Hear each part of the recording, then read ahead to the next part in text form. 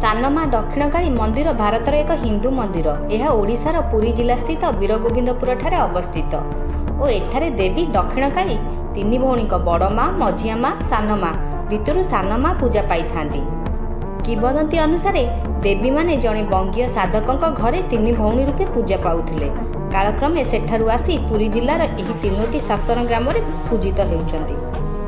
एही मंदिर रे दक्षिणकाली पट्टचित्र को तंत्र उपचार एवं बंगीय रीतिनीति रे पूजा करा जाए।